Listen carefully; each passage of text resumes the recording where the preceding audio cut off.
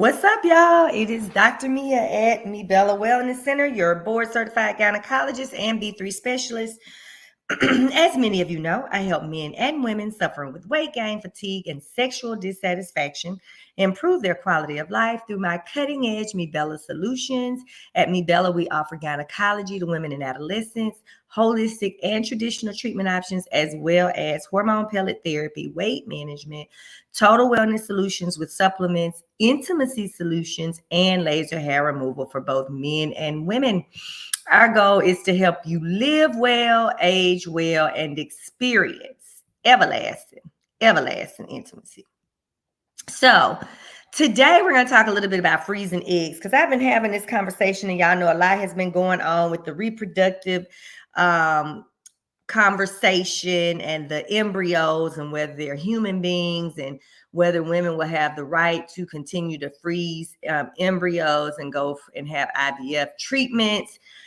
So that big law was going to affect a lot of women who suffer from infertility or who have a problem getting pregnant, or some women who may have simply had breast cancer at a young age and they knew they were going to have to use chemotherapy in order to treat the breast cancer, but they needed to freeze eggs before they did all of this so that they had the chance still to get pregnant.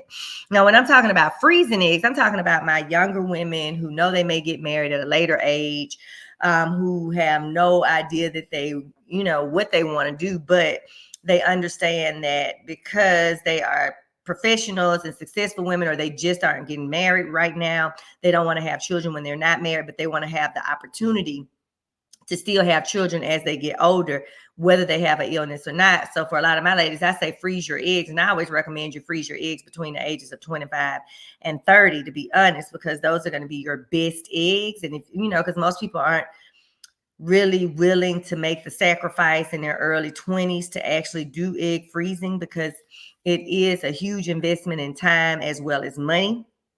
It's a huge investment of your body because you have to take hormones in order to kind of overstimulate your ovaries so that they can get the eggs, freeze them.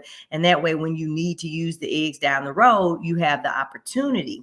And that has been a great option for many of my patients who do have, careers that take longer. They may be in school, in professional school, or they may just simply not get married until later, but they wanted the option to always be able to have children. So they actually froze their eggs. So I think that's a good option.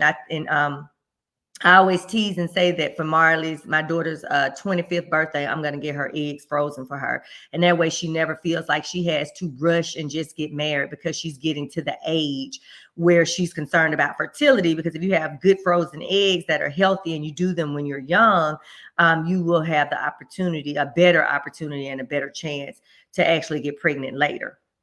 So, that was the question for today, is who should freeze their eggs? And to me, any woman who knows that they may want to have children later, I don't see anything wrong with that.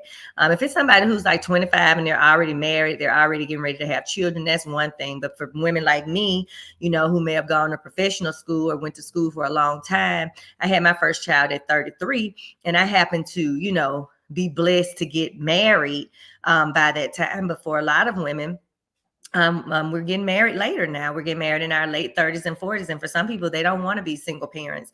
They want to wait to have children until they are married.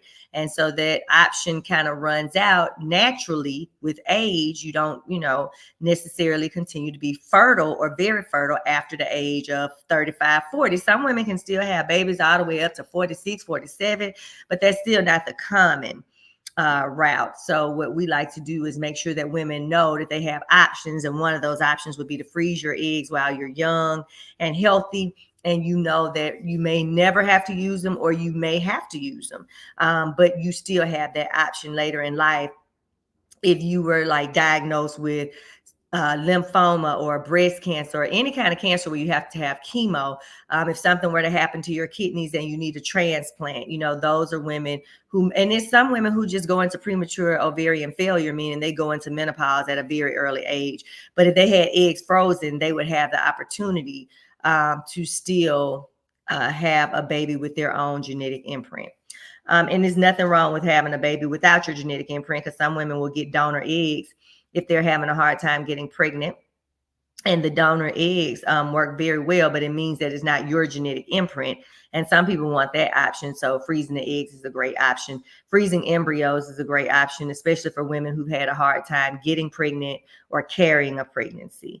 So there are a lot of options out there. Now we don't have to feel rushed to get married at a young age, or settle and marry somebody we may not want to marry, but because we're getting to this certain age, we feel like we have to make a choice of whether I'm going to have children or not, and you're basing that decision on who you're going to marry on that. We want everybody to still know that they have the option to freeze eggs. And even couples who are married and they know they want to be together for a long time, but they may not want to have children right away, and they want to still have that option. Those are options, definitely not cheap options, expensive options, but I think options worth exploring, especially for those women who know that they probably are not going to want to have children until they're much older. So there are great options out there. We will be talking a little bit about intimacy and infertility on Sunday, and at Weekly Wellness with Dr. Mia. What are we talking about? I don't know. Are we talking about infertility? We're talking about something, but later on this month, I'm also talking about endometriosis, and that's going to be the actual masterclass that we do for the month of March. Endometriosis, because it is endometriosis month. And endometriosis is a disease that we need to discuss in much detail. So stay tuned on March 19th. 2024 at 7 p.m. Central Standard Time. Go ahead and sign up for the webinar, because we will be talking all about endometriosis, as well as pelvic pain, as well as sexual health and intimacy.